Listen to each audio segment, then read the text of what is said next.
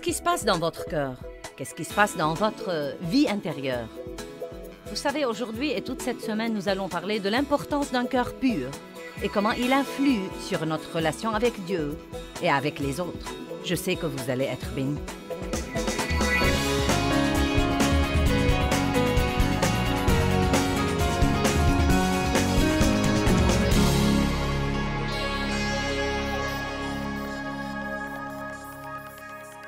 Père, je te rends grâce pour la parole ce soir et je prie qu'elle influe sur nos vies et qu'elle nous aide à veiller sur nos cœurs. Si j'étais montée en chair ce soir sans vous dire ce que je vais enseigner et que je vienne vous dire, j'ai appris cette semaine que j'ai une maladie de cœur. Tout le monde aurait dit, oh! Mais la vérité est que j'ai vraiment une maladie de cœur et vous aussi. Chacun de nous dans cette salle ce soir a une certaine maladie de cœur. Et chaque fois que je vais chez le médecin et que je me fais faire un bilan de santé, il me fait un examen du cœur. Et je crois que les chrétiens doivent vraiment examiner leur cœur beaucoup plus souvent. Car c'est étonnant, honnêtement et sincèrement, c'est vraiment étonnant ce que nous faisons les choses machinalement et continuons à faire la chose chrétienne que nous faisons. Et pourtant, il s'est glissé quelque chose dans nos cœurs qui nous fait mal et qui fait mal aux autres parce que ce qui est en nous va sortir de nous. Et plus vite vous détectez une maladie de cœur et que vous la traitez, mieux c'est pour vous. Quand nous laissons les mauvaises choses dans notre vie sans surveillance longtemps, elles s'enracinent plus profondément et elles deviennent plus difficiles à traiter. Nous allons passer beaucoup de temps ce week-end à parler de la condition de nos cœurs et nous allons parler de la manière dont Dieu teste nos cœurs également. Et les tests que nous passons dans la vie sont très importants pour nous. Dieu ne joue pas pour voir ce que nous pouvons supporter. Dieu nous fait un test, non pas parce qu'il veut savoir ce qu'il y a en nous, parce qu'il sait tout déjà, mais parce qu'il veut que nous sachions nous-mêmes ce qu'il y a en nous. Et nous sommes parfois surpris par ce qu'il y a en nous. Amen? Je n'arrive pas à croire que j'ai fait ça. Et il veut que nous manifestions ces choses pour que nous puissions nous en occuper et y faire face, et comme ça nous grandissons. La vérité nous affranchit. Nous ne sommes jamais affranchis en vivant dans l'obscurité et en vivant dans la tromperie. Satan est le maître de l'obscurité. Tout ce que nous pouvons tenir secret dans nos vies, Satan peut le contrôler. Mais quand ça sort à la lumière et ça se révèle, si nous le voyons comme il faut et nous laissons Dieu s'en occuper comme il faut, nous passons à un nouveau niveau de liberté et à un nouveau niveau de puissance. Amen? Donc, Proverbe 4, 23. Garde ton cœur en toute diligence et en toute vigilance, car de lui sont les issues de la vie. Maintenant, regardons ça. Il ne dit pas que quelqu'un va garder votre cœur, que Dieu va garder votre cœur, que Joyce va garder votre cœur, que votre voisin va garder votre cœur, que votre pasteur va le garder. Il dit, garde ton cœur. C'est une responsabilité que chacun de nous doit prendre. Et si vous ne retirez rien d'autre de ce message, je veux que vous compreniez que vous avez la responsabilité de garder votre cœur. Et croyez-moi, c'est pratiquement un travail à plein temps. Car on ne sait jamais ce qui pourrait arriver à n'importe quel moment. On ne sait jamais ce que quelqu'un pourrait nous dire, qui pourrait nous blesser, et tout à coup, nous aurons une blessure là-dedans que nous devons traiter. Nous ne savons pas quand quelqu'un va nous décevoir, nous trahir ou nous laisser tomber. Nous ne savons pas, n'est-ce pas? Nous ne savons vraiment pas ce que tout le monde fera. Et donc, nous devons constamment travailler avec le Saint-Esprit pour garder nos cœurs comme il faut. Ceci pourrait être, pour certains d'entre vous, un des séminaires les plus importants auxquels vous auriez jamais assisté. Parce qu'il n'y a rien de plus important que notre vie intérieure. Il y a eu une poignée de choses qui ont vraiment changé ma vie spirituelle avec Dieu. Quand j'ai été régénérée, et rempli de l'Esprit quand j'ai appris l'importance de chercher la face de Dieu et non seulement sa main. C'est très important d'arriver à ce point car ce qui est précieux, c'est la présence de Dieu et non seulement ce qu'il peut faire pour nous. C'était important pour moi, mais une autre de ces choses était la vie intérieure. Apprendre que ma vraie vie est en fait la vie qui est en moi. Le saviez-vous? Ce n'est vraiment pas... La vie n'est pas vos circonstances. La vie n'est pas la maison que vous habitez, ou le travail que vous avez, ou l'argent que vous avez à la banque, car vous pouvez avoir tout ça et être très malheureux. Le monde est plein de gens riches et malheureux. Plein de gens prospères et malheureux. Plein de gens qui vivent dans de grandes maisons et qui sont malheureux. Et je ne sais pas, vous savez, il n'y a pas de mal à jouir des meilleures choses de la vie. Dieu veut vous bénir, mais ce n'est pas votre vraie vie. Votre vraie vie, c'est la vie qui est en vous.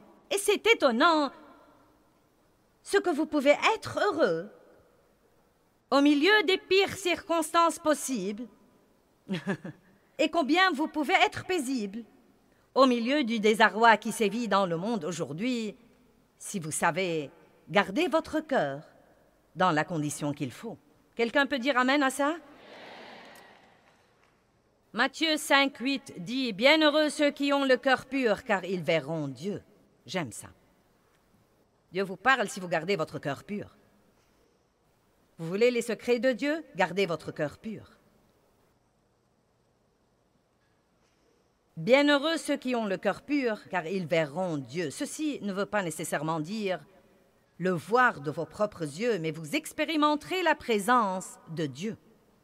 1 Pierre 3, 3 et 4 nous dit à quel point l'homme intérieur est important pour Dieu. Regardons-le sur l'écran, s'il vous plaît. Que votre parure ne soit pas seulement les coiffures recherchées et les cheveux tressés, les bijoux d'or ou les toilettes distinguées, mais que ce soit la parure intérieure et la beauté de la disposition cachée du cœur, avec le charme incorruptible et impérissable d'un esprit doux et paisible, qui n'est ni inquiet ni troublé, mais qui est d'un grand prix devant Dieu. Maintenant, je devrais parler aux dames pour 1 minute, car je sais que nous passons beaucoup plus de temps à nous pomponner que la plupart des hommes. Peut-être pas tous les hommes, peut-être que certains d'entre vous. Vous savez, non mais... Vous savez, Dave prend pas mal de temps pour se faire beau le matin, mais ça ne lui prend pas aussi longtemps que moi. Et je crois que si nous passons la même quantité de temps à examiner nos cœurs que nous passons à examiner nos visages... Allez, vous savez comment nous sommes. Nous nous regardons dans tous les miroirs que nous voyons. Vous portez un miroir dans votre sac à main. J'ai sorti le mien il y a quelque temps. Je me suis regardée avant de sortir ici. Je me suis habillée à l'hôtel, je me suis regardée dans le miroir, j'ai examiné mon collier, ma tenue, j'ai tout examiné. Vous savez, examiner. Nous vérifions toujours. Et ici, il y a un miroir dans la chambre verte. Je ne sais pas pourquoi on les appelle vertes, elles ne sont jamais vertes. Et un miroir là, examiner. Je suis sortie ici en me regardant dans le miroir là-bas. Et on a une torche électrique et je m'examine avant de sortir. Donc, si nous pouvons nous donner tout ce mal pour examiner notre apparence et s'assurer que rien n'est de travers, que le rouge à lèvres est toujours là, que les boucles d'oreilles ne sont pas de travers, la fermeture est claire et comme il faut, nous pouvons sûrement passer un peu de temps à examiner nos cœurs. Car, à dire vrai, Dieu s'en fout pas mal et me donne pas vraiment d'importance à ma tenue vestimentaire. Car ce qu'il voit vraiment, et à propos l'ennemi le voit aussi, c'est comment je suis vêtu dans l'esprit. Je veux que vous compreniez cette réalité. Le royaume spirituel est aussi réel que le royaume naturel. Ce n'est pas parce que nous ne le voyons pas qu'il n'est pas là. Et nous devons commencer à prêter plus d'attention à notre vie intérieure qui est nos pensées et nos attitudes. Amen? Est-ce que ça va pour vous jusqu'ici? Maintenant, quand nous parlons du cœur, notre cœur comprend. Il comprend les émotions, toute notre vie spirituelle, notre vie mentale et notre vie physique. C'est la partie la plus secrète où c'est la partie la plus cachée de notre vie. C'est la partie la plus profonde de nous, notre cœur. Une des premières leçons que j'ai apprises de Dieu, et je me souviens toujours, où j'étais assise dans ma maison, j'étais assise sur le canapé. Je donnais une petite étude de Bible à la maison à l'époque. J'avais un grand rêve et une vision, mais j'étais très loin de là où je suis aujourd'hui. J'avais 3 enfants en ce temps-là et je tâchais de les endormir tous les jours pour avoir 2 ou 3 heures libres pour étudier, car je sentais que j'avais un appel sur ma vie. Je ne pouvais pas suivre des cours de théologie, j'avais 3 enfants et donc j'étudiais tous les jours avec le Saint-Esprit. Et une des premières choses que Dieu m'a apprises, et je crois que c'est très important pour notre vie, et c'est une leçon que nous devons apprendre tout le temps, c'est l'importance des motifs. Car le motif n'est vraiment pas ce que nous faisons. Écoutez-moi, le motif n'est vraiment pas ce que nous faisons, c'est pourquoi nous le faisons. Et la Bible nous dit très clairement dans 1 Corinthiens chapitre 3, versets 13 à 15, que nous allons lire, que quelle que soit la bonne œuvre que nous faisons dans notre vie, si nous la faisons avec un mauvais motif, cette œuvre ne sera pas agréable à Dieu et nous en perdrons la récompense. Et je me demande combien de gens passent toute leur vie à essayer de travailler pour impressionner les autres, et cela par leurs bonnes œuvres et leurs bonnes actions. Et au jour du jugement, quand toutes ces œuvres passent le test du feu, qui est, je crois, les yeux de Jésus, quand elles passent par le feu, elles seront détruites.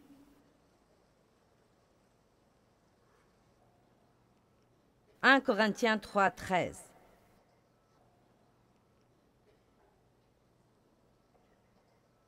L'œuvre de chacun sera clairement et ouvertement manifestée, montrée pour ce qu'elle est vraiment, car le jour de Christ la fera connaître, parce qu'elle se révélera dans le feu, et le feu éprouvera et jugera le caractère et la valeur de l'œuvre de chacun. Et si l'œuvre bâtie par quelqu'un sur ce fondement, qui est le produit de ses efforts, subsiste au test, il recevra sa récompense. Mais si l'œuvre de quelqu'un est consumée sous le test, il subira la perte de tout, il perdra sa récompense, bien que lui, il sera sauvé, mais seulement quand quelqu'un qui a passé au travers du feu. Nous ne sommes pas sauvés à cause de nos œuvres, car notre salut est basé sur la grâce et la miséricorde de Dieu et le sang répandu de Jésus-Christ. Mais nous aurons des récompenses au ciel pour nos œuvres qui sont faites ici sur terre, mais seulement celles qui sont pures, seulement celles qui sont faites pour une bonne raison. Maintenant, quelles seraient certaines des mauvaises raisons? Eh bien, Matthieu 6 nous donne un petit aperçu. Il dit: « Quand vous priez, entrez dans votre chambre la plus privée, dans un endroit comme le cabinet, et priez. Que vos prières soient en secret pour que votre Père céleste vous récompense en public. » Il ne dit pas qu'il ne faut pas prier en public, mais il dit que c'est mauvais de prier pour être vu.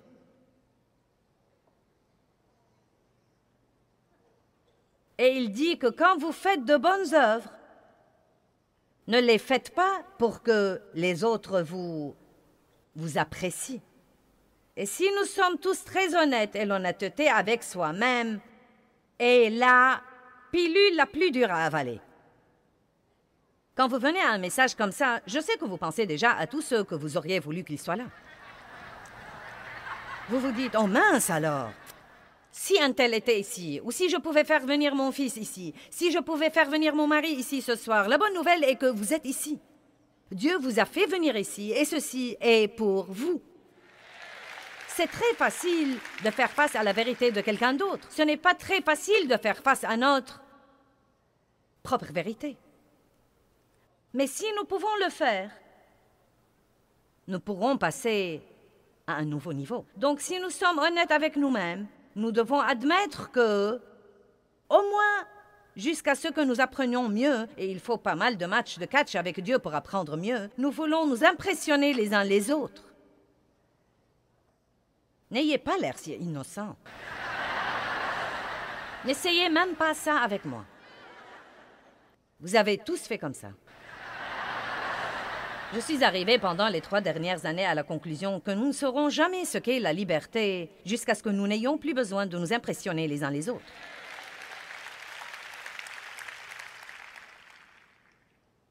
C'est à ce moment-là que nous serons libres, quand nous ferons ce que nous ferons pour le Seigneur, parce que nous l'aimons et que nous ne nous soucions que de ce qu'il pense, et que nous ne nous laissons pas entraîner par ce que tous les autres pensent de ce que nous faisons. Donc nous devons commencer. Si nous voulons jamais que notre cœur soit juste, nous devons commencer par comprendre les motifs. Et je suggère que vous preniez quelque temps cette semaine pour vous réunir avec vous-même. Prenez rendez-vous sur votre agenda. Réservez une demi-journée avec vous-même. Et si vous ne pouvez pas vous supporter pour longtemps, commencez par de petits incréments. J'aime passer du temps avec moi-même, mais il m'a fallu du temps pour y parvenir. Réunissez-vous avec vous-même, et je veux que vous notiez tout ce que vous faites, et ensuite posez-vous la question, pourquoi je fais ça? Et croyez-moi, si vous êtes honnête, vous n'aurez plus un programme chargé, car vous pouvez en enlever un tas de trucs dans cette réunion de 4 heures. Car nous ne savons même pas parfois pourquoi nous faisons les trucs. Quelqu'un me l'a demandé et je ne veux pas le fâcher, je l'ai fait.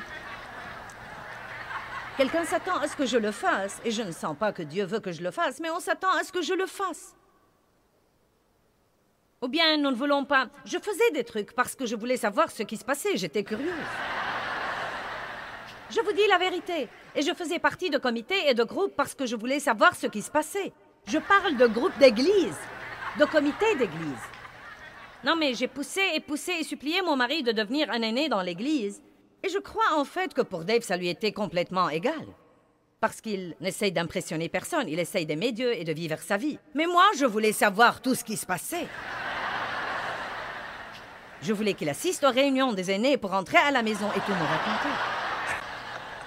Vous serez donc étonnés de ce que vous découvrirez chez vous.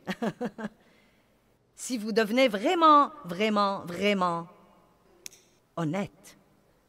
Écoutez-moi, un jour j'étais dans un institut de beauté et c'était à l'époque où tout le monde portait ses pins de Jésus en diamant fantaisie.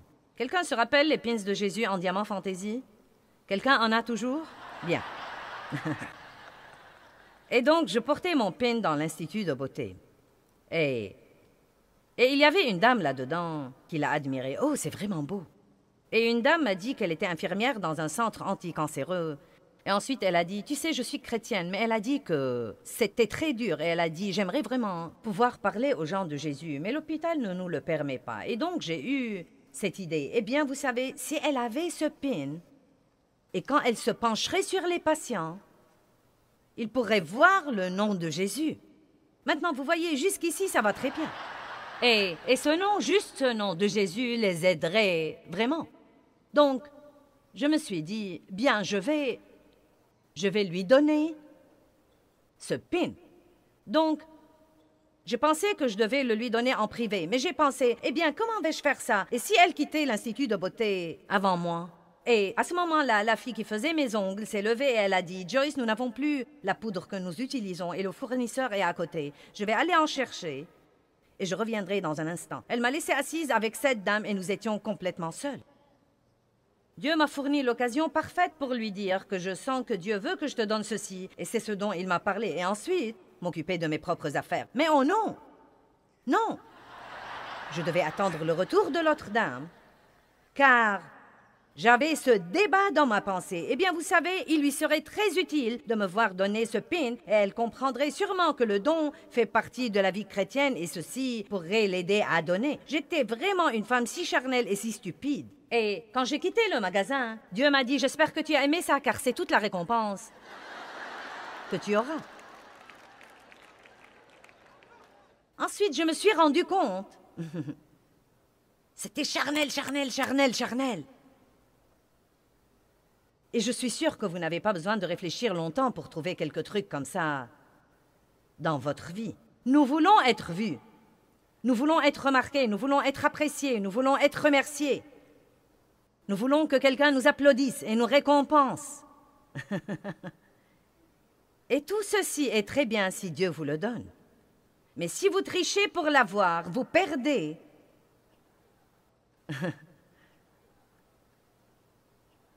Votre récompense. Et je ne veux pas perdre mon temps et perdre ma récompense. Donc je suis là pour vous dire du fond de mon cœur que je ne suis pas là pour vous impressionner. Je suis là pour vous enseigner et je vais le faire d'une façon ou d'une autre. Vous allez comprendre ce message.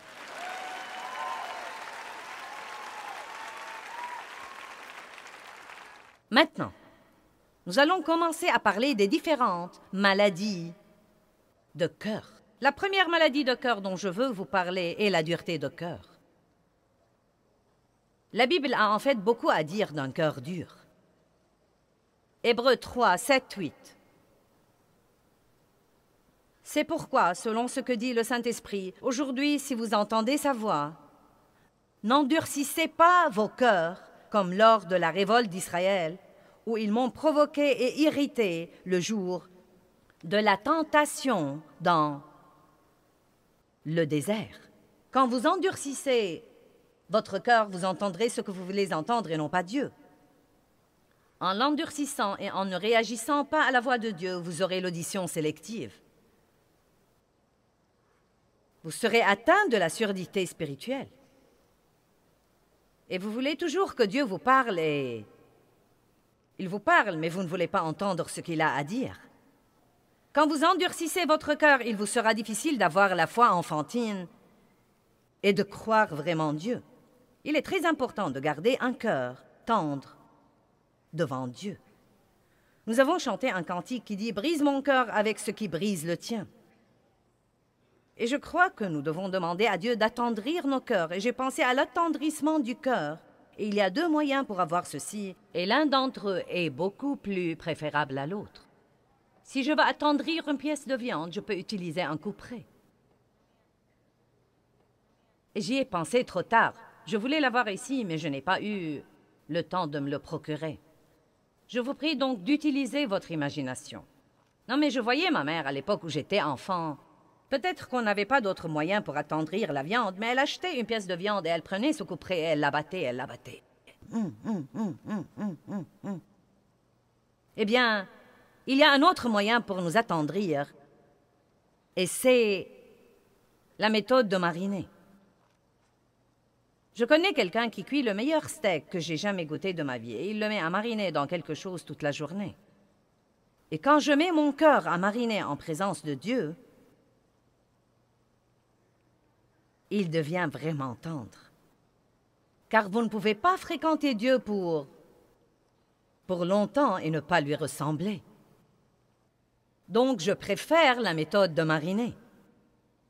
Mais si vous ne voulez pas passer du temps avec Dieu et vous ne voulez pas prendre le chemin facile, Dieu peut vous arranger des circonstances. Et quand vous aurez fini, vous sentirez que vous avez suivi le processus du couperet. Quelqu'un est avec moi là-bas? Bien. Mais nous devons veiller à garder nos consciences ainsi que nos cœurs tendres à l'égard de Dieu.